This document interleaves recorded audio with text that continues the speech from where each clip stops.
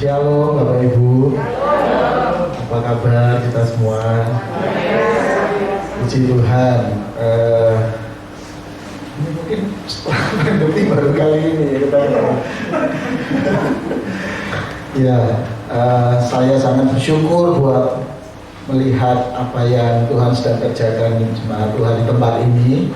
Bahkan di tengah situasi yang mungkin lama tidak ketemu masa pandemi, terakhir itu sebelum pandemi ya, saya ingat tahun yang lalu 2019, malah hampir 2 tahun nggak terasa ya. Tapi saya mengucap syukur karena kita semua tetap dalam pemeliharaan Tuhan ya, Bapak Ibu. Sekalipun situasinya memang masih tidak mudah, tetapi kita tidak boleh kehilangan pengharapan kita bahwa kita punya Allah yang jauh lebih besar dari apapun. Amin. Namanya disebut nama di atas segala nama. Jadi apapun yang ada namanya di muka bumi ini, nama Yesus disebut nama di atas segala nama. Jadi apapun yang bisa disebut nama, termasuk nama persoalan. Amin.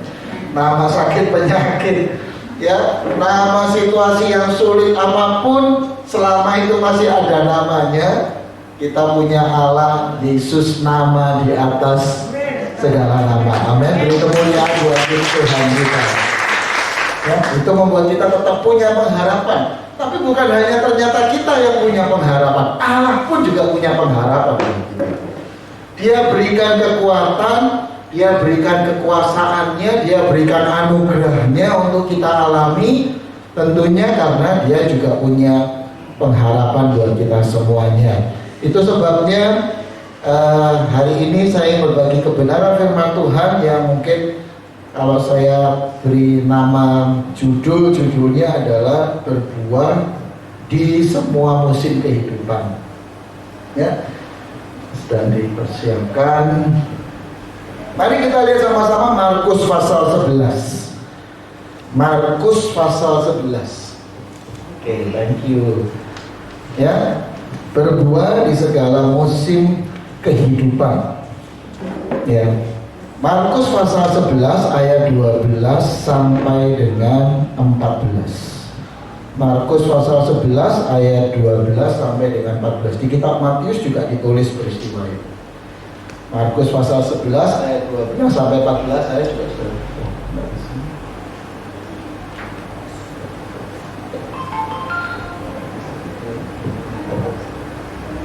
Nah, ya. Ya, saya sudah tuliskan. Mari kita membacanya bersama-sama Bapak Ibu ya. Markus 11 12 sampai 14. 1 2 3. Ketika keesokan harinya, sesudah Yesus dan ke-12 muridnya meninggalkan Betania, Yesus merasa lapar, dan dari jauh ia melihat pohon ara yang sudah berdaun. Ia mendekatinya untuk melihat kalau ia mendapat apa-apa pada pohon itu. Tetapi waktu ia tiba di situ, ia tidak mendapat apa-apa selain daun-daun saja, sebab memang bukan musim buah ara. Kita tahu, kita berhenti saja sampai sini. Kalau kita baca lebih lanjut dan kita lihat di kitab Matius, pada akhirnya karena Yesus tidak menemukan buah pohon ara tersebut, maka Yesus mengutuk pohon ara tersebut, ya, dan kemudian pohon itu jadi tidak berbuah. Nah, pertanyaannya, mengapa demikian?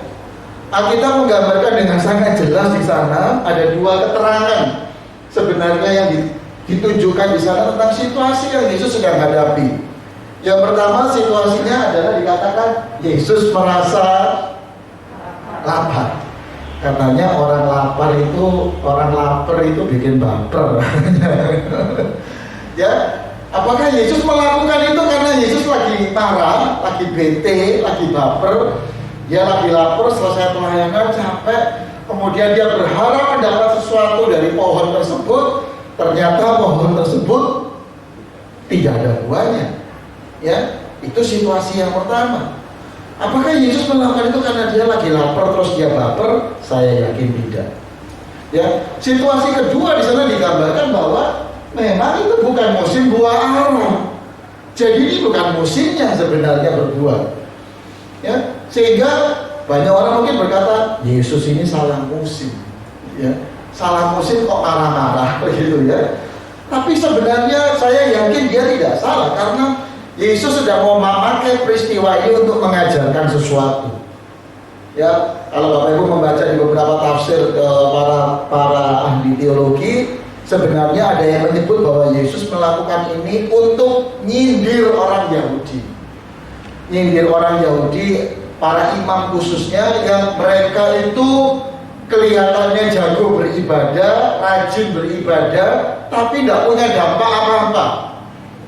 Ya, mereka cuma menunjukkan kesalehan mereka dengan beribadah, tetapi dampaknya tidak ada, buahnya tidak kelihatan.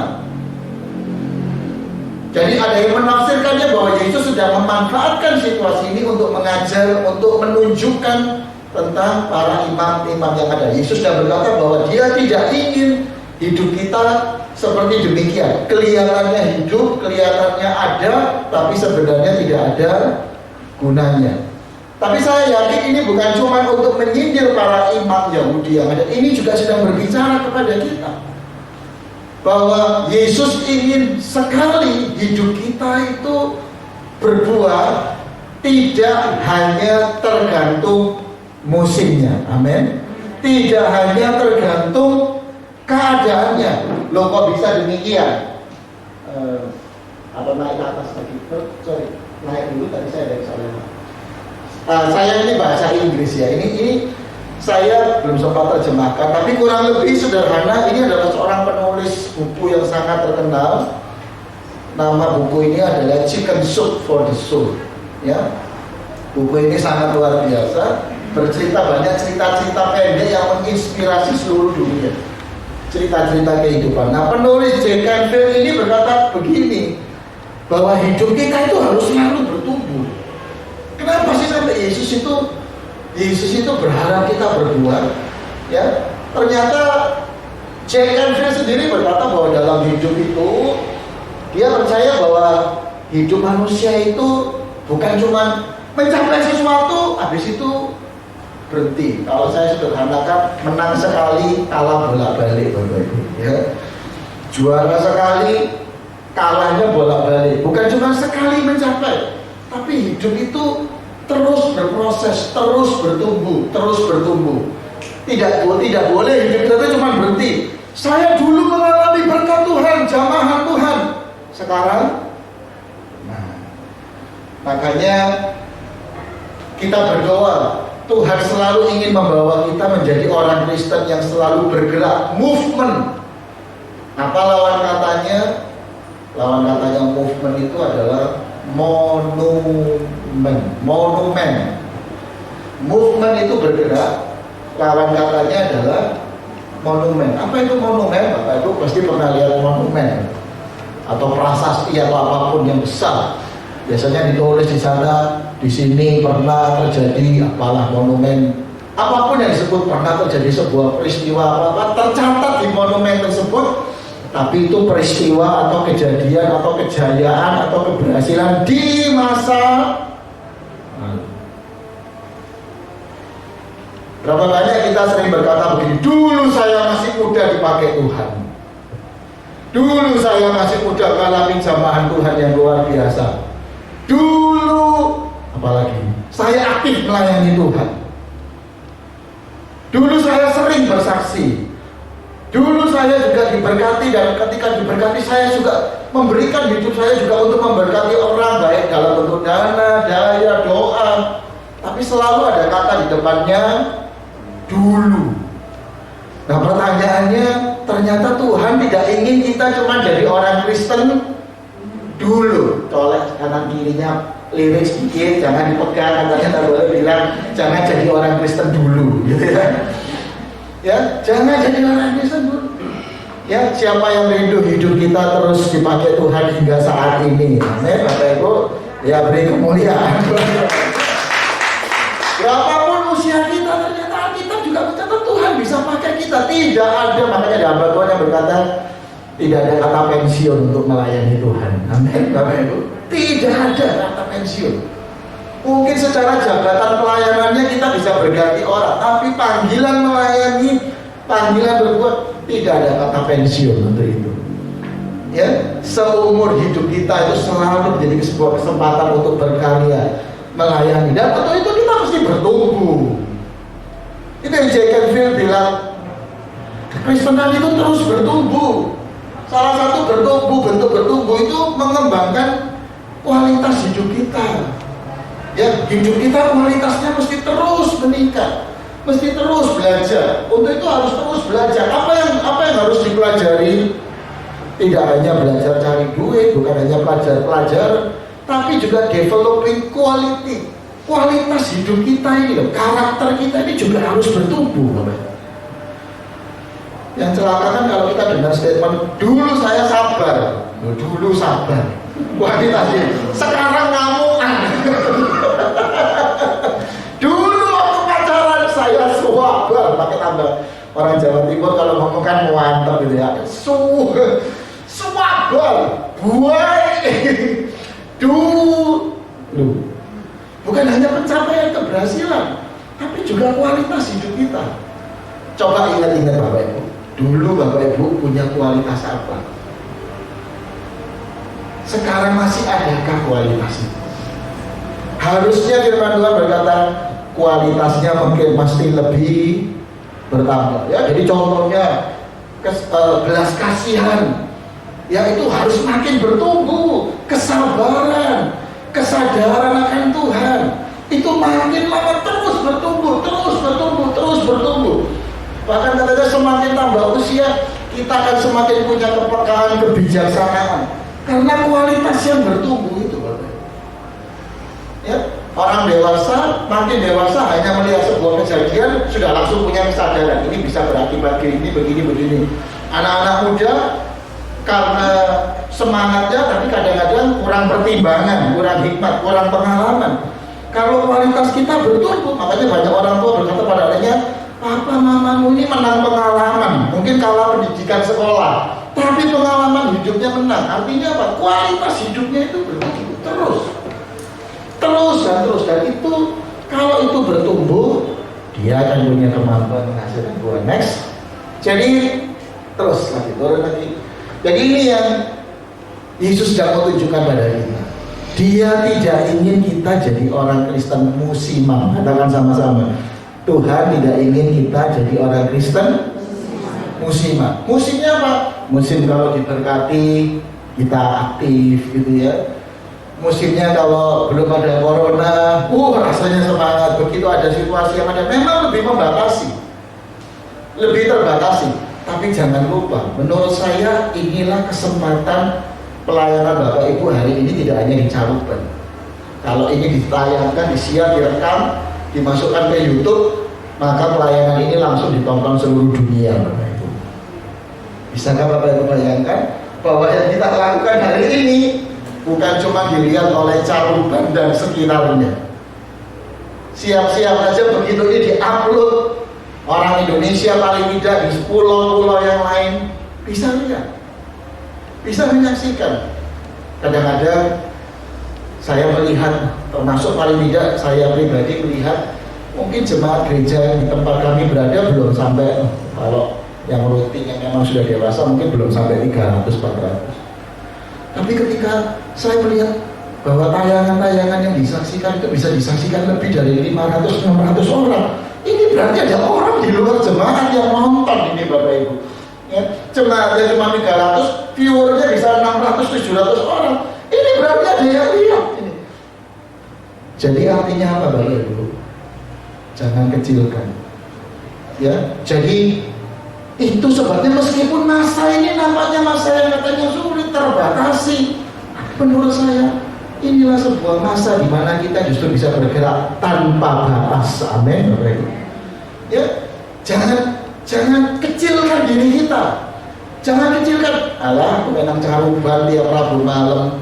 Coba pikirkan sungguh-sungguh bahwa tayangan ini yang diserekam, apalagi nanti kalau disiarkan misalnya lewat tayangan-tayangan media sosial yang ada, maka ada banyak tempat yang bisa lihat, ada banyak tempat pulau provinsi, paling tidak kalau kita berngomong sampai luar negeri deh, kita ngomong yang lokal Indonesia saja ada banyak yang mulia, dan mereka juga bisa ikut merasakan berkat yang Bapak Ibu rasakan. Amin Bapak Ibu. Jadi ini kesempatan. Jadi itu penting. Allah berkata dia tidak ingin kekristenan kita itu berbuah musiman, ya. Sehingga saya punya keyakinan, meskipun situasi ini nampaknya sulit, tidak membatasi kita, tapi percayalah pekerjaan Tuhan tidak pernah terbatasi. Amin. Bahkan punya daya jangkau yang lebih luas. Istilah saya, iblis ini hari ini memakai strategi apapun ujung-ujungnya kalah. Ya, seperti waktu iblis berusaha paku Yesus di kayu salib, mereka pikir Yesus terpaku. Menang kita, menang. Mereka pikir mereka menang. Itu strategi paling luar biasa, mengalahkan, memaku Yesus di kayu salib. Tidak tahunya justru lewat peristiwa kematian Yesus di kayu salib, Yesus turun ke tempat yang terdalam dan merebut kunci kerajaan itu. Amin Bapak Ibu. Mungkin habis itu kalau iblisnya rapat evaluasi, mereka akan ngomong, saya punya ide nyalino Yesus itu sampah gitu ya. Tahu-tahunya kita juga ujung-ujungnya kalah, rugi kita ternyata. Tahu gitu biarin aja. Situasinya nampaknya seperti demikian, tapi percayalah di dalam Tuhan. Firman Tuhan berkata Allah selalu menyediakan jalan-jalan kemenangan bagi kita semua. Amin. Ya, kita tetap pemenang, kita disebut umat pemenang. Artinya apapun yang terjadi situasinya akan selalu mendatangkan karya kemenangan Allah dalam hidup kita. Jadi itulah sebabnya Yesus punya harapan juga buat kita. Dia punya harapan bahwa dalam masa apapun kita tetap bisa melakukan sesuatu, berbuah secara konsisten. Amin. Next, ini Bapak Gereja, kita tahu Bapak Gereja Protestan, Martin Luther, yang berkata begini. Kenapa? Karena hal berbuah itu hal yang sangat serius banget bagi Yesus. Kenapa sampai peristiwa ini dicatat dalam Alkitab? Karena ini sesuatu yang sangat serius. Ya. Kenapa kok sangat serius? Karena dikatakan begini, bagi Allah adalah sebuah yang sangat serius, berbuah itu adalah sebuah yang sangat serius agar hidup kita bisa berbuah, karena ini bagian dari tujuan mendasar dari penciptaan kehidupan manusia. Jadi maksudnya begini, sejak dari mula awal manusia diciptakan itu dikasih tujuan. Tujuannya adalah untuk berbuah dan menghasilkan berkat bagi banyak orang. Amin. Itu dari semula. Ya, jadi saya ambil contoh. LCD ini didesain memang untuk menyalurkan gambar dari satu perangkat tertentu, dalam hal ini misalnya laptop, supaya gambar ini terlihat lewat cahaya yang sistem cahaya yang ada. Tujuannya untuk menyalurkan gambar. Ya, lewat cahaya yang ada. Bagaimana kalau tiba-tiba Bapak Ibu pakai bukan untuk menyalurkan gambar karena ada cahayanya, pokoknya dibawa mainan kayak untuk lampu sorot-sorotan begitu? Ya bisa saja. LCD-nya dinyalain, keluar lampu sorotnya gitu menerangi satu titik kayak main diskup-diskupan gitu, tapi cuma lampunya doang. Atau dibuat kayak senter gitu menerangi, bisa saja. Tapi itu melecehkan kemampuan LCD. Karena kalau hanya untuk menerangi kita cukup perlu lampu senter gitu. Lampu senter untuk menerangi. Kalau kita pakai LCD hanya untuk menerangi, kok rasanya itu pelecehan kemampuan LCD. Ya, itu cukup harga lampu senter yang mungkin harganya cuman ya berapa lah, 100 ribuan atau paling untuk berapa 200 ribu. Terus kita pakai LCD yang harusnya bisa dipakai untuk menyalurkan cahaya, gambar, video dari sesuatu yang lebih kecil jadi lebih besar ini, terus dipakai untuk kepentingan yang lain. Jelas itu sebuah pelajaran.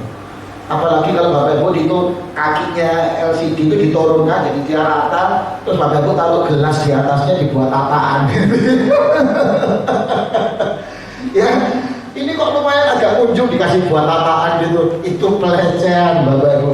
Ya, karena untuk itu cukup meja biasa saja yang harganya berapa, kan harga LCD ini tidak murah Bapak Ibu ya. paling tidak sekian jutaan. Dia tidak didesain untuk itu. Jadi itu sebabnya dari awal Allah ini kita berbuat kenapa? Karena dari awalnya kita semua ini sudah didesain hidup kita ini dari awal mulanya punya kemampuan menghasilkan buah. Makanya Allah serius, sangat serius. Sama seperti kita serius dengan jantung kita hari ini. Kalau jantung kita hari ini memutuskan cuti 5 menit saja Bapak Ibu, kita akan punya persoalan Bapak Ibu. Aku capek sudah 50 tahun berdetak terus tanpa henti, tak cuti sebentar 5 menit aja gitu ya. Maka untuk menghidupkan yang 5 menit ini, kalau ada yang nonton sekarang lagi rame piala sepak bola Euro, pertandingan pertama ada satu pemain yang terkenal enak main tiba-tiba geletak karena jantungnya berhenti sesaat. Berhenti sesaat, tidak sampai 1 menit Bapak Ibu, berhenti langsung ya.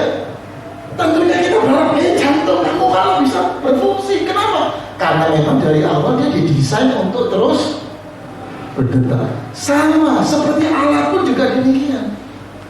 Dia sangat mengharapkan kita berbuat, bukan karena sekedar dia menuntut, tidak. Karena memang dari awal itulah kemampuan yang Tuhan taruh sejak Tuhan ciptakan kita semua. Amin.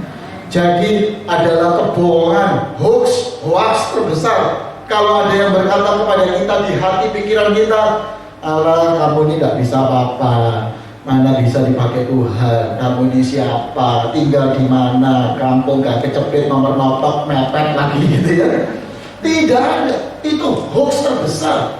Mungkin kita bilang kamu tidak pinter, tidak juara kelas, tidak kaya, tidak bla bla bla bla bla ya. Kamu pasti tidak bisa ngelakuin apa-apa. Itu kebohongan terbesar.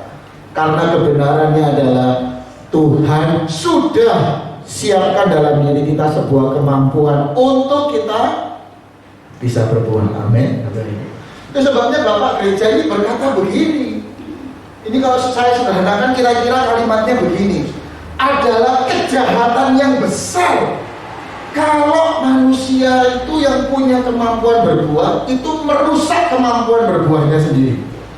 Itu ibaratnya kalau Bapak Ibu kerja di pabrik, saya sering gambarkan itu, kerja di pabrik, masuk di ceklok, masuk kerja, tapi waktu kerja mesinnya dirusak.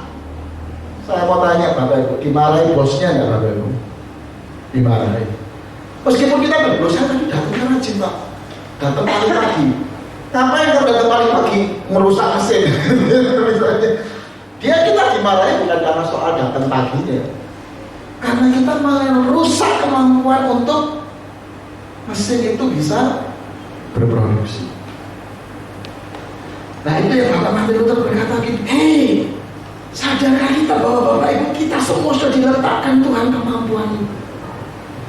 Kemampuan untuk berkarya, berbuat itu Tuhan sudah letakkan dalam diri kita. Tapi kalau engkau merusaknya sendiri, itu persoalan besar. Itu yang Martin Luther berkata, itu sebuah kejahatan besar. Jadi sekali lagi hari ini, mari kita berkata bahwa bersama Tuhan saya pasti bisa berbuat. 1, 2, 3. Bersama Tuhan saya pasti bisa berbuat. Pasti bisa. Pasti bisa berbuat. Itu panggilan Tuhan bagi. Next. Ya. Lanjut. Jadi sebenarnya apa sih berbuah itu? Berbuah itu saya ibaratkan dengan 2 huruf Bapak Ibu ya. Saya sebutnya 2 huruf, 2M. 2M. Berbuah itu artinya hidup kita ada maknanya, hidup kita ada manfaatnya. Katakan sama-sama 2M. Hidup kita ada maknanya, hidup kita ada manfaatnya. Apa artinya hidup kita ada maknanya? Hidup kita itu dianggap berarti bagi orang lain. Ya, itu 2 kata yang nggak bisa dipisah sebenarnya. Orang yang bermakna pasti bermanfaat. Orang yang bermanfaat itu karena dia punya makna. Ya, nah bermakna itu gampangannya adalah, saya sering gambarkan gampangannya adalah siapa kalau di antara kita ini tidak ada orang merasa kehilangan. Bisa di keluarga, bisa dalam satu komunitas, bisa di tempat kerja. Kalau kita tidak ada, orang itu merasa ada yang hilang. Padahal kita tidak ngapa-ngapain, cuma karena kita tidak ada hari itu, orang itu merasa seperti aduh ada yang hilang. Bahkan mungkin besoknya langsung dicari, kamu kemarin kemana? Kok tidak ada? Rasanya ada yang tidak klop kalau kamu itu tidak ada. Pertanyaannya, kita seperti itu Bapak Ibu? Atau kita ini kalau kita tidak ada, orang anggap, bahasa Jawa Timurnya tidak ngefek. Tahu istilah tidak ngefek Bapak Ibu? Bapak Ibu datang ke sini, datang tidak datang dianggap tidak ngefek. Datang tidak apa-apa, enggak ya tidak apa-apa. Jadi tidak ada artinya. Dan ini bisa terjadi dimanapun, bahkan di keluarga juga. Ada keluarga-keluarga yang hubungannya sudah sampai pada level ya ini kamu ada tidak apa-apa, tidak ya tidak apa-apa. Jadi tidak ngefek istilahnya. Demikian juga dalam kehidupan pelayanan kita dalam hari ini. Itu sebabnya dalam kekristenan kita diajarkan membangun hubungan, menganggap satu sama lainnya berarti. Kenapa? Karena kalau hidup kita tidak bermakna, tidak dianggap penting bagi orang lain, maka jelas kita sulit berbuah. Jadi hal pertama, bicara berbuah itu hidup kita punya makna. Sekecil apa? Orang itu seperti punya rasa penghargaan bukan karena Bapak Ibu datang pakai mobil bagus, handphonenya seri yang terbagus, penampilan bajunya atau apanya, bukan karena itu. Itu makna cuma karena barangnya. Begitu barangnya hilang, orangnya dianggap tidak lagi penting. Tapi Tuhan mau hidup kita ini dianggap bermakna. Amin. Siapa orang yang seringkali cari Bapak Ibu? Kalau sampai Bapak Ibu dicari orang yang ada masalah, aku tak cerita ya, itu berarti hidup Bapak Ibu dianggap punya makna. Sampai orang rela nyari. Jangan sampai ketika kita pamitan sama orang malah orang bilang sing ado gitu ya. Aku pulang ya sing ado ya. Guyonane Jawa Timur itu rada enggak enak memang gitu ya. Pernah dengar istilah itu Bapak Ibu? Ya saya apa Bapak itu ya sing ado ya gitu ya. Waduh itu enggak enak banget itu Bapak Ibu. Ya seolah-olah hidup kita itu dianggap enggak ada artinya. Enggak ada maknanya. Ya, jadi berbuah itu hal yang pertama adalah soal bahwa hidup kita itu berarti, punya nilai yang memberi manfaat. Jadi makanya ini jadi satu. Ya bagi orang lain, sekecil apapun, temukan maknanya. Yang kedua jelas bermanfaat. Apa yang kita bisa lakukan sekecil apapun. Penelitian tentang selama pandemi ini, kalau ada yang pernah mengikuti, ada satu lembaga yang sering melakukan penelitian kehidupan kekristenan di Indonesia, namanya Bilangan Research Center. Ada hamba Tuhan yang sangat luar biasa, Pak Bambang Budianto ya, dengan riset-risetnya. Nah dalam pandemi ini yang menarik data-datanya adalah satu, ini saya bercontoh aja. Di awal-awal yang menarik, yang tinggi, karena pandemi ini semua terbatas, tapi ada angka yang naik tinggi. Angkanya yang naik tinggi bagi orang Kristen adalah angka kepedulian. Wah, angka naik itu sampai 96% kenaikannya. Jadi saya mikir, gila ya? Berarti bisa-bisa sebelum pandemi ini gereja dianggap tidak peduli. Sampai tiba-tiba karena pandemi ini angka kepeduliannya naik. Bukan 10%, 20%, sampai 96%. Orang antar gereja jadi saling peduli. Dulu gontok-gontokan, sekarang saling, ayo gerejaku nyumbang masker ke sana, gerejaku nyumbang sembako, ada bakti sosial, pengobatan lah dan segala macam. Antar gereja jadi saling peduli. Kemudian gereja atau orang Kristen kepada masyarakat sekitar juga dirasa kepeduliannya tinggi. Perhatian para, mohon maaf ini ya, perhatian para pemimpin-pemimpin gereja kepada jemaatnya jadi lebih tinggi sekarang. Jadi kadang saya bertanya, berarti kalau udah ada pandemi kepeduliannya kurang. Nah pertanyaannya, kalau gara-gara pandemi angka kepeduliannya naik sampai 96%, saya mau nanya, pandemi ini perlu diteruskan apa enggak ya?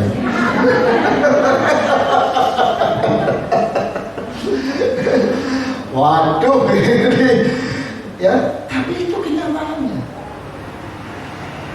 Tapi di sisi yang lain, setelah setahun di riset kembali, yang paling hilang dari orang Kristen setelah setahun berlangsung, ini datanya baru keluar kira-kira Januari lalu. Setelah setahun, apa yang paling hilang? Ternyata yang paling hilang justru angka saat teduh. Itu kan aneh. Katanya masa pandemi ini orang jadi lebih punya banyak waktu. Nggak selalu tiap hari dituntut bekerja, anak-anak juga nggak harus, bapak ibu nggak harus pagi-pagi anaknya sekolah, sekarang mungkin sedikit lebih siang karena mereka belajar dari rumah lah atau apa gitu ya. Tapi anehnya angka saat teduhnya turun jauh, turun sampai 20% saya kata. Termasuk turun dalam hal membaca firman Tuhan. Karena sekarang nggak perlu baca firman Tuhan, cukup nyetel YouTube-nya gereja ini. Jadi akhirnya kehilangan kemampuan untuk baca firman Tuhan sendiri. Ya. Nah, jadi kita ternyata bisa punya manfaat di tengah situasi yang sulit ini. Tapi angka yang menarik, nah ini sebenarnya angka yang menarik salah satunya dari pandemi ini menurut risetnya, angka anak muda yang terlibat pelayanan juga sebenarnya naik secara umum. Kenapa? Karena yang bisa mengoperasikan alat gini-gini tenda anak muda, siapa lagi Bapak Ibu ya? Kita mau dudul gitu aja sudah keliru. Ini apa sih dudul gitu ya? Anak muda angkanya kenaikannya tinggi. Jadi situasi ini bisa punya banyak sisi situasi ini. Tapi hebatnya di tengah situasi yang sulit ini, Tuhan tetap bisa pakai kita semuanya. Tuhan bisa pakai kita semuanya. Kalau dulu kita mungkin bikin acara seminar atau apa, yang hadir ya orang Caruban. Hari ini begitu ditayangkan, menurut saya seminarnya tidak akan cuma ditonton orang Caruban. Seminarnya akan ditonton minimal seluruh bangsa kita. Ya, jadi coba pikirkan kesempatan di tengah situasi yang kita bisa lakukan sesuatu. Bisa lakukan sesuatu. Kalau dulu pendekatan yang lama sekali bikin acaranya selesai hilang kesannya ya Bu. Ya paling tinggal dilihat fotonya. Hari ini kita bikin satu momen hari ini, acara yang sama itu masih bisa ditonton seminggu, sebulan, 2 bulan kemudian, dan orang terus mendapatkan berkat daripadanya. Jadi siapa yang mau siap tetap dipakai Tuhan dalam masa-masa ini, amin. Ya, amin. Ya. Next. Nah pertanyaannya bagaimana caranya? Bagaimana supaya hidup saya itu berbuah tidak nunggu musiman? Ya. Nah mari kita lihat. Saya sharingkan 2 saja. Dari sebenarnya saya siapkan 3, tapi saya mungkin sharing 2 saja. Prinsip supaya hidup kita itu bisa terus berproduktif, berbuah di segala musim. Yohanes 15 ayat 8. Mari baca sama-sama firman Tuhan 1, 2, 3. Dalam hal ini Bapakku dipermuliakan, yaitu jika kamu berbuah banyak, dan dengan demikian kamu adalah murid-muridku. Ternyata memuliakan Tuhan tidak hanya lewat ujian penyembahan. Ternyata ada cara yang jauh lebih penting, yaitu lewat hidup yang berbuah. Nah, rupanya ini bukan cuma sekedar cara, tapi saya melihat ini sebagai prinsip. Bagaimana hidup kita berbuah sepanjang musim, ya, sepanjang musim itu adalah ketika kita punya hidup yang saya sebut selalu punya prinsip memuliakan sesuatu. Glorify something, memuliakan sesuatu. Next. Karena ternyata Bapak Ibu akan menghasilkan sesuatu sejauh Bapak Ibu punya hasrat ingin memuliakan sesuatu. Saya ulangi, Sejauh kita ingin menghormati sesuatu, ya tentunya dalam kapasitas yang tepat, maka sejauh itulah Bapak Ibu punya hati untuk berbuah atau menghasilkan manfaat pada satu bidang tertentu. Ya, saya ambil contoh. Ya, saya letakkan Tuhan di paling bawah, itu bukan berarti kita menempatkan Tuhan paling bawah. Ini hanya sebuah ilustrasi. Ya, di awal, bahwa kalau yang di atas ini kita tidak belajar memuliakan hal yang di atas ini, sulit untuk kita memuliakan yang di bawah. Itu yang Yesus bilang, kalau kau tidak bisa mengasihi yang kelihatan, sulit untuk mengasihi yang tidak kelihatan. Kalau kau tidak belajar punya hati memuliakan yang kelihatan, apa itu? Keluarga, perusahaan, misalnya tempat kita bekerja, gereja atau bangsa, lebih sulit untuk kita memuliakan Tuhan yang tidak kelihatan. Apa sih contohnya? Saya ambil contoh. Ada pertanyaan penting. Prinsip memuliakan itu artinya gimana sih? Sederhananya, apakah kita masih punya rasa bangga? Kita punya rasa bangga terhadap keluarga kita. Saya karena sering melayani anak muda, terlalu sering ketemu anak muda yang berkata kalau ditanya, orang tuamu siapa? Mereka jawab ini, gak usah sebut-sebut nama ayah saya. Kenapa? Cuma bikin masalah aja di keluarga. Coba dong ceritakan soal keluargamu. Tidak ada yang baik, tidak ada yang menarik untuk diceritakan. Saya tidak mau cerita-cerita soal keluarga. Kenapa? Karena malu dengan keluarga saya. Nah, karena rasa yang demikian, maka si anak tersebut hidupnya akhirnya justru menghasilkan perbuatan-perbuatan yang menyusahkan. Kenapa? Karena tidak ada lagi kebanggaan dengan keluarga. Sama juga orang tua terhadap anak, istri pada suami, suami kepada istri. Itu pertanyaan penting. Masihkah kita bangga dengan keluarga kita? Anak-anak seringkali saya bertanya, kamu bangga tidak dilahirkan sebagai anak dari orang tuamu sekarang? Malah pandai bisa milih KTM atau apa, punya buah jawaban-jawaban yang kadang-kadang kehilangan rasa memuliakan. Begitu kehilangan rasa kebanggaan dan memuliakan itu, pasti tidak ada hasrat untuk membanggakan orang tua, menghormati. Bagaimana dengan perusahaan? Kalau hari ini ada yang masih bisa bekerja, Bapak Ibu, di tengah-tengah banyak memang karena pandemi ini terpaksa banyak pekerjaan atau para pekerja yang dirumahkan. Tapi kalau hari ini kita masih bekerja, sekarang pertanyaannya kepada kita adalah apakah kita masih bangga dengan tempat kita bekerja dimanapun? Dimanapun. Kadang-kadang saya diminta bantuan. Saya bukan orang HRD, tapi diminta bantuan tim HRD di satu sekolah misalnya untuk mengkonseling beberapa orang pegawai yang dianggap bermasalah.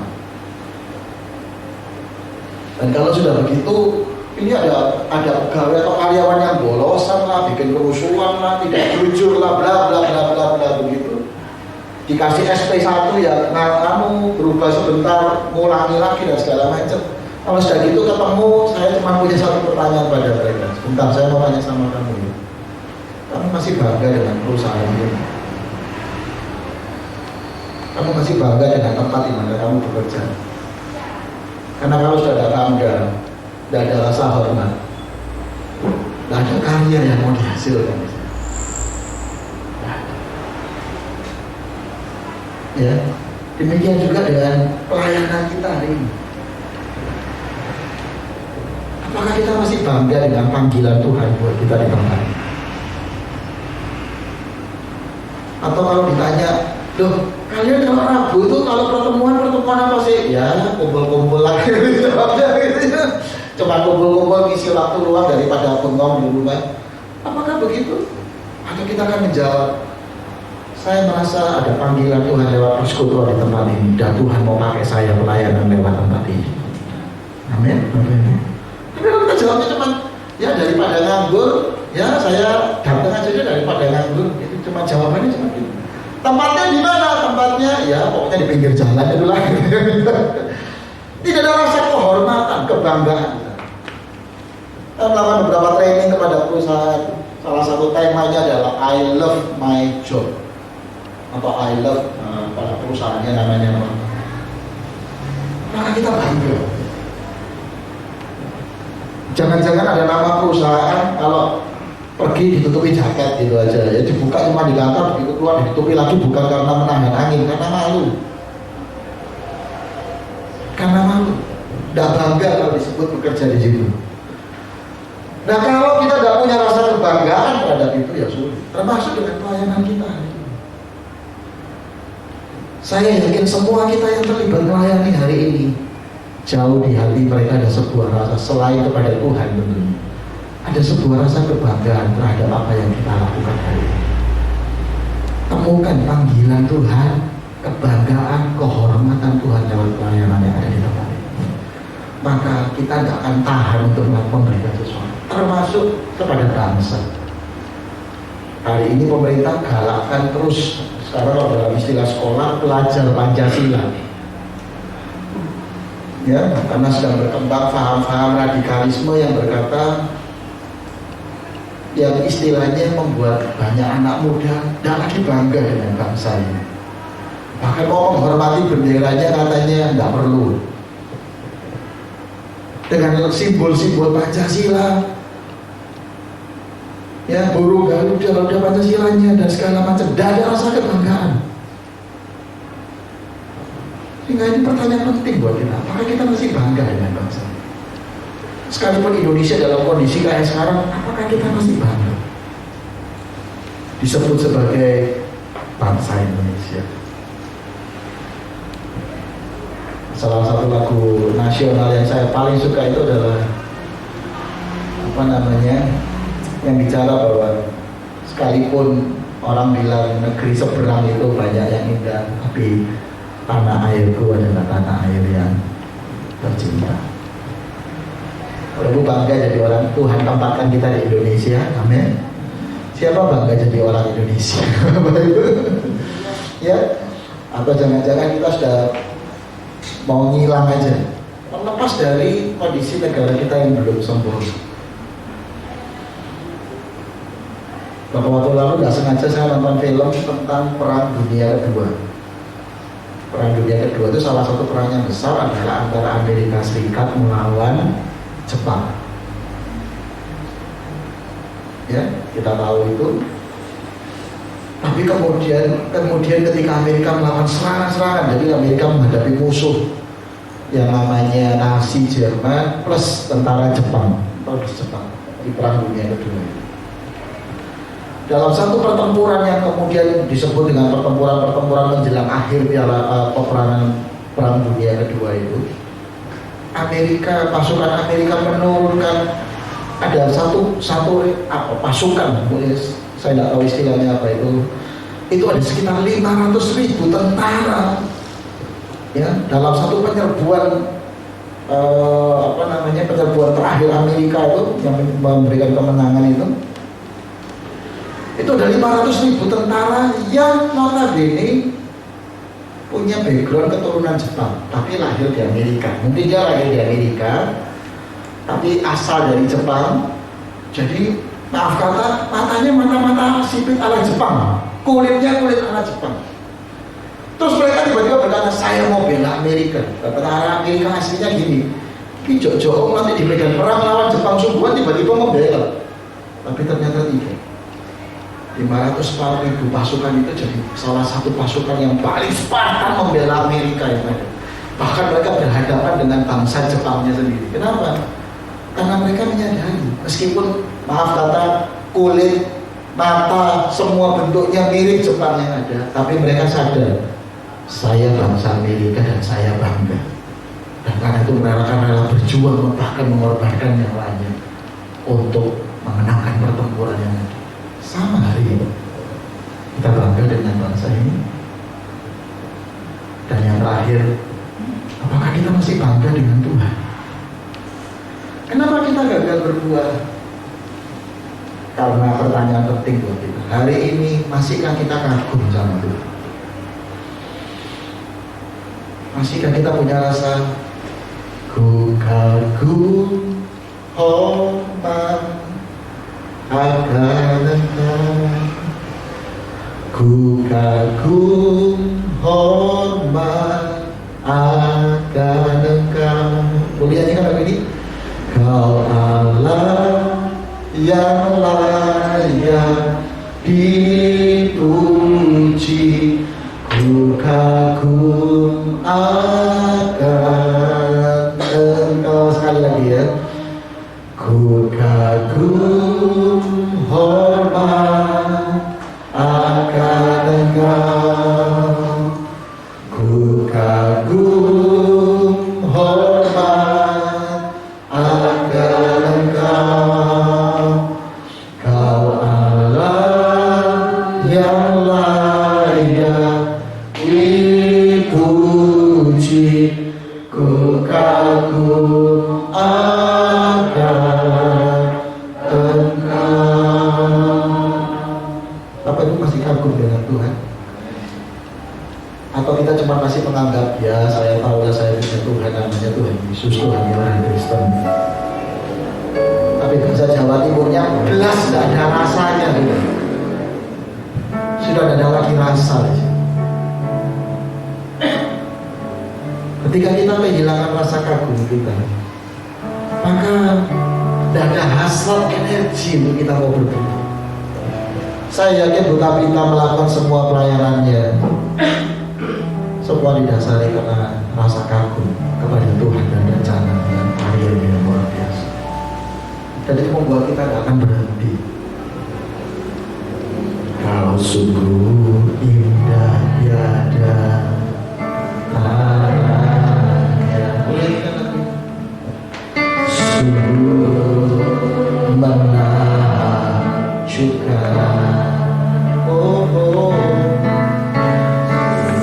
Wajahku dimengerti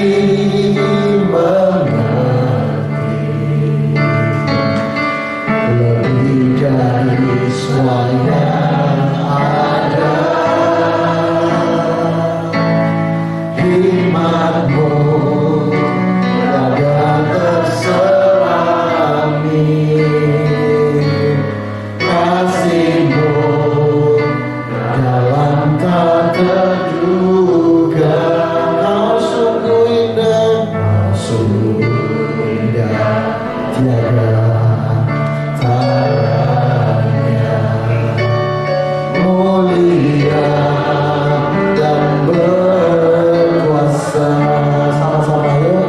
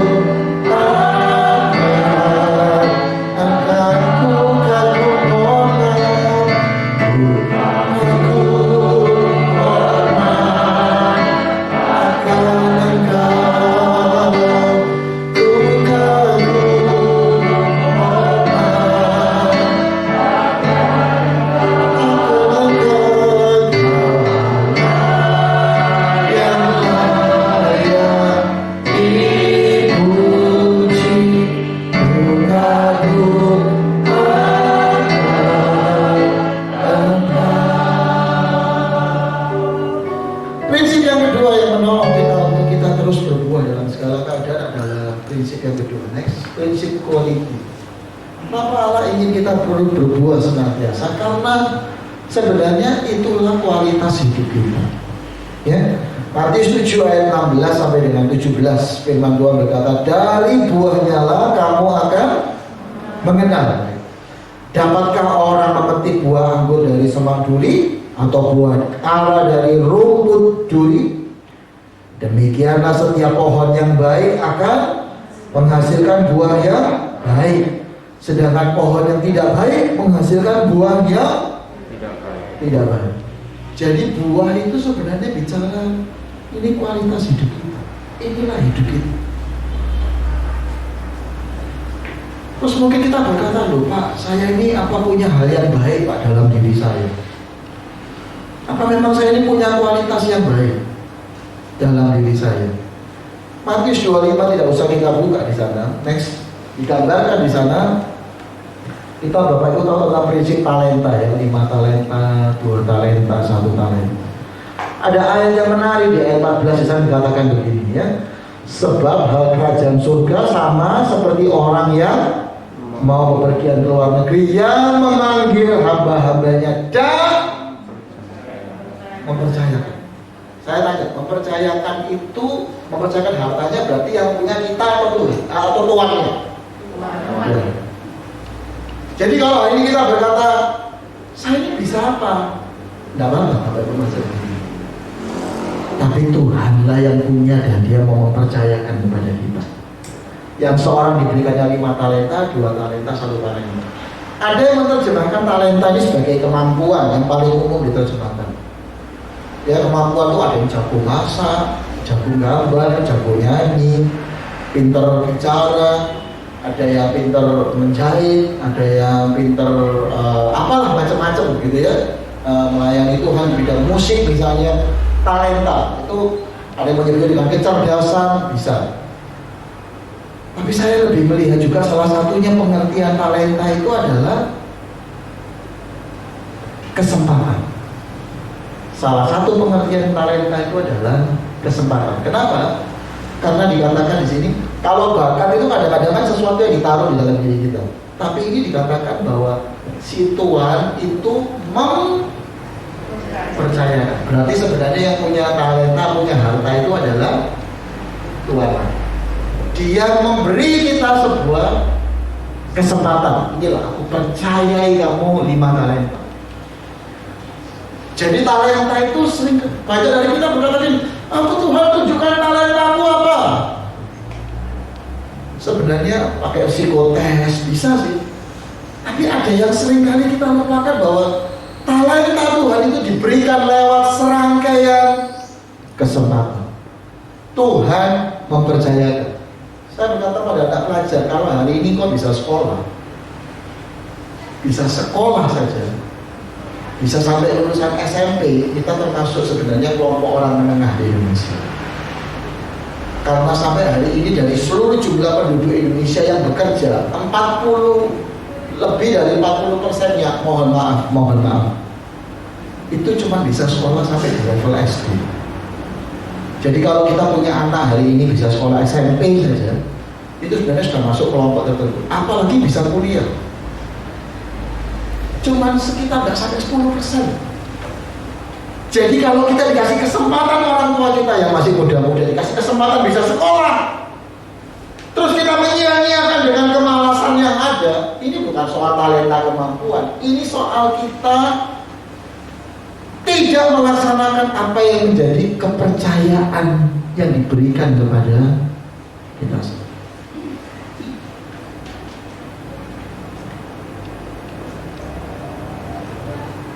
Tuhan mempercayakan kesempatan. Kalau Bapak Ibu dapat kesempatan hidup hari ini, itu karena Tuhan mempercayakan.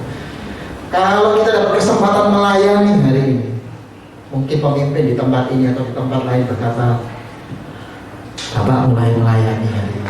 Saya yakin mereka itu yang memberi kesempatan itu tidak gara-gara duduk di bawah pohon ketiban durian gitu, belum tiba-tiba, oh Bapak ini cocok untuk melayani gitu. Tidak. Mereka pasti mengamati kita. Secara diam-diam mereka melihat Bapak ini atau Ibu ini punya kemampuan untuk itu. Kemudian ditawari, Bu besok ya bantu kita melayani untuk terima tamu. Itu tidak datang dengan sendirinya. Saya yakin itu sebuah kesempatan yang Tuhan berikan kepada kita. Amin. Ya, itu sebuah kesempatan. Makanya dia berkata hidup ini adalah kesempatan. Kesempatan yang datang kepada kita, tapi kita seringkali mengabaikan. Alasan kita begini selalu. Besok diberi kesempatan, Ibu ya, besok bantu kita melayani jadi singer. aduh suara saya nggak bisa itu, suara saya jelek, kucing aja lari gitu ya, katanya begitu. Saya yakin yang kasih kesempatan itu juga tahu bahwa kita ini punya kemampuan itu, sehingga dia beri kesempatannya. Bagi yang masih bekerja, apakah ada bapak ibu yang tanya kepada bosnya, kenapa ya hari ini saya masih dikasih kerjaan ya? Ya, kalau sampai bos kita masih beri kita pekerjaan, itu artinya dia beri kesempatan. Kenapa? Karena dia tahu kita punya kemampuan untuk itunya. Amin. Makanya dia percaya kita. Karena kalau tidak, saya tadi siang baru ketemu salah satu tim kami di suatu sekolah, dan dia bilang ini, Pak, hari Jumat ini, akhir minggu ini, kita rasanya harus akhiri satu pekerjaan seseorang. Kenapa? Ya karena rasanya orang itu tidak bisa berkembang lagi. Sementara yang lainnya, orang itu masih bisa belajar, berubah, bertumbuh, dikasih kesempatan. Jadi kalau hari ini kita masih diberi kesempatan berkarya, percayalah, itu artinya Tuhan tahu kita punya kemampuan itu, dan Dia bahkan juga memberikannya kepada kita. Amin, Bapak Ibu. Jadi please jangan menolak. Kalau kita tiba-tiba diberi kesempatan untuk memberi, diberi kesempatan memberi itu tidak hanya saya dengan istri kan ada dalam situasi yang tidak mudah ya. Ada saja, kita ini juga lagi tidak mudah kondisinya, ada saja yang butuh bantuan misalnya begitu. Ya kita berkata, ya sudah, ini bagi kesempatan untuk kita tetap memberi, belajar. Karena saya yakin kalau kesempatan itu datang, pasti Tuhan juga punya rencana, dan Dia tahu bahwa kita mampu melakukan. Amin. Amin. Jadi hari ini saya tidak tahu kesempatan berapa banyak kesempatan untuk berbuah. Lewat kesempatan yang Tuhan berikan pada kita itu kita, dan akhirnya banyak dari kita menyesal karena kita mengabaikan kesempatan. Tepatlah lagu yang berkata bahwa hidup ini adalah kesempatan. Kesempatan untuk apa? Untuk melayani Dia. Siapkah Bapak Ibu? Untuk kita bisa berbuah, Allah memiliki. Jadi saya yakin hari ini kalau Bapak Ibu ada di tempat ini, karena Tuhan kasih kesempatan. Kesempatan itu bukan cuma kasih waktu, berarti Dia tahu di dalam hidup kita ada kemampuan, sehingga Dia percayakan itu kepada kita. Pertanyaannya sekarang, sama-sama dikasih kesempatan. Ingat ada 3, ada yang kasih 5, ada yang 2, ada yang 1. Yang 5 dikembangkan, yang 2 dikembangkan, yang 1 dapat kesempatan juga. Kesempatannya malah dikubur. Sudah dikubur, yang kasih kesempatan dimarahi. Itu kan kalau Bapak Ibu baca ceritanya, yang dapat 1 ini malah bilang, kamu ini tuan yang jahat, ya minta sesuatu dari apa yang loh, ini kan lucu. Berapa banyak kita ketika kita dapat kesempatan, kita malah marah sama Tuhan atau sama pimpinan perusahaan atau mungkin sama pimpinan pelayanan kita. Wis tahu aku repot kok dikasih kesempatan. Percaya, mereka melihat satu situasi dan Tuhan bekerja di dalamnya. Ketika Tuhan berikan kesempatan itu datang, Tuhan tahu kita punya kemampuan untuk melakukannya. Amin. Mau kita kan nanti kalau saya sudah tidak repot, saya sudah santai, anak sudah besar, sudah lagi tidak ngurusi anak, sudah begini semua sudah santai, barulah saya mau punya kesempatan melayani. Ini sekarang kesempatannya datang dalam keadaan mungkin kita lagi repot, situasi tidak mudah. Kesempatannya Tuhan justru berikan pada kita. Apakah kita mau menyambut itu? Atau kita malah marah? Tapi saya percaya jemaat Tuhan di tempat ini, kita jadi orang-orang yang mengambil setiap kesempatan kepercayaan yang Tuhan beri kepada kita. Amin. Jadi saya ingin simpulkan,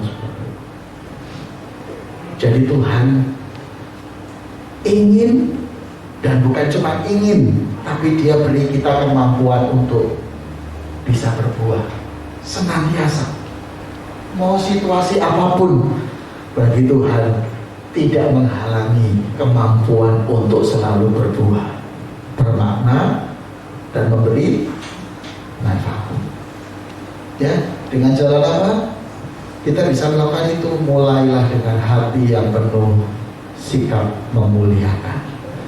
Memuliakan apa yang Tuhan berikan kepada kita, termasuk pelayanan Natal ini, hubungan dengan Tuhan, pekerjaan, keluarga, bangsa dan negara.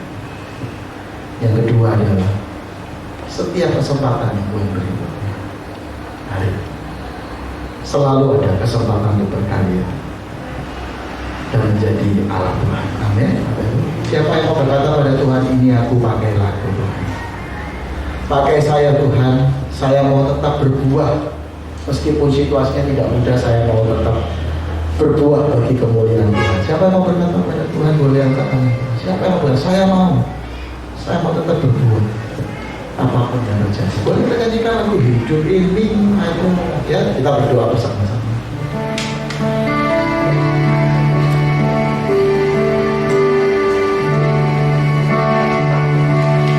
Hidup ini adalah kesempatan.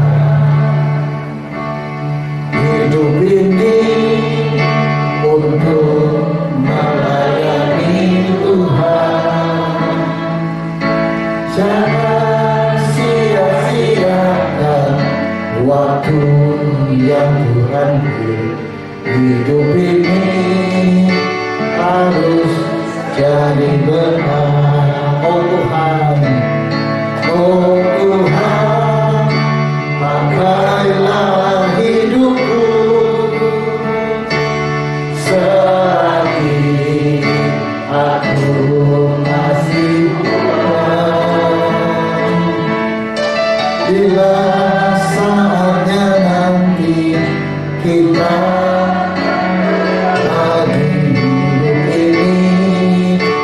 sudah jadi benar. Sekali lagi, hidup ini kesempatan. Hidup ini adalah kesempatan. Yuk mari sambut kesempatan dari Tuhan ini untuk melayani Tuhan. Jangan sia-siakan waktu yang Tuhan. Hidup ini harus jadi benar.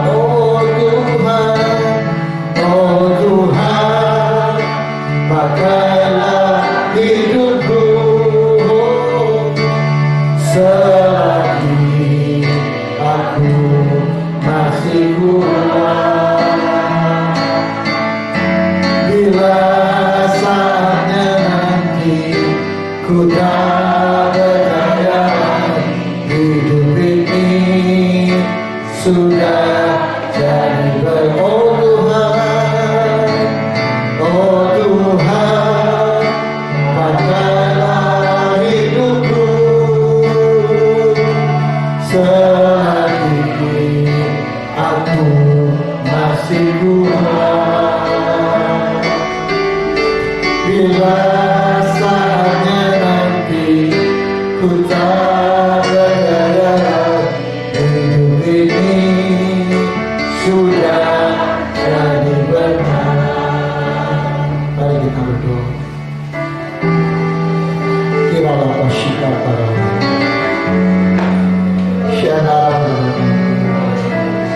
Tuhan sering mengibaratkan hidup kita itu seperti pohon kehidupan yang firman-Nya berkata yang akan selalu menghasilkan buah.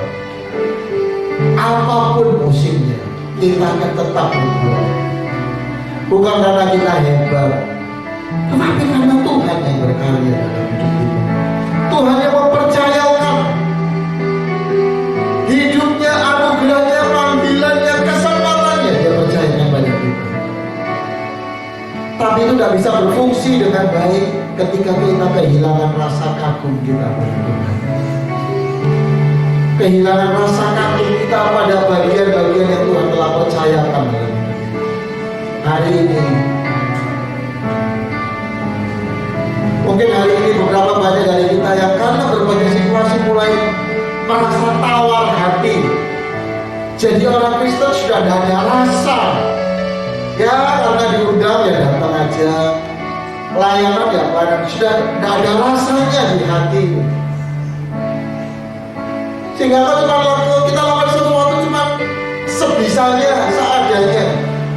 Termasuk yang sekolah, kok tidak ada rasa lagi. Yang bekerja tidak ada rasa, terhadap bangsa ini tidak ada rasa,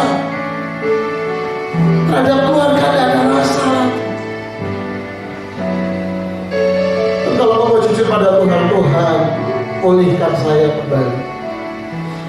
Biarlah cinta yang daripada Tuhan, cinta yang mula-mula itu kembali dikobarkan di hati kami. Saya mau berkata jujur pada Tuhan, tidak ada manusia yang bisa lakukan itu, hanya Tuhan dan kasih-Nya yang bisa memulihkan, menyegarkan kembali hati kita.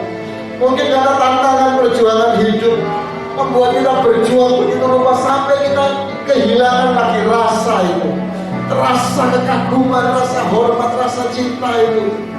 Kita sampai hilang karena fokus kita sudah berubah. Tapi hari ini saya merasa bahwa Tuhan ingin memperbarui hati kita. Dia ingin segarkan kembali hati kita, jiwa kita. Ya jujur, kalau banyak dari kita berkata, Tuhan segarkan kembali hatiku.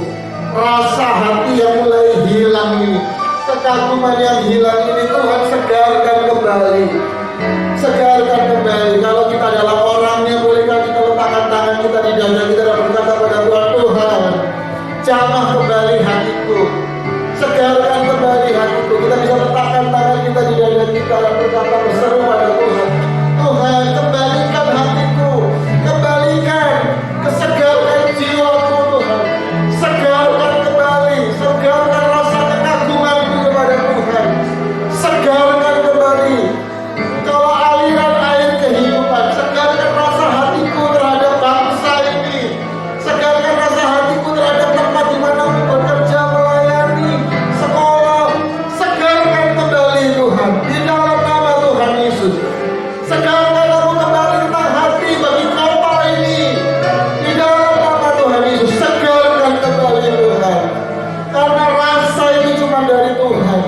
Alirkan kembali, segarkan kembali di dalam nama Tuhan Yesus. Sehingga karena rasa kekaguman, rasa cinta yang besar yang Kau alirkan itu membuat kami punya energi untuk kami berkarya, bermakna, menghasilkan buah. Di dalam nama Tuhan Yesus, segarkan kembali setiap hati yang kering. Di dalam nama Tuhan Yesus, di dalam nama Tuhan Yesus, dalam nama Tuhan Yesus.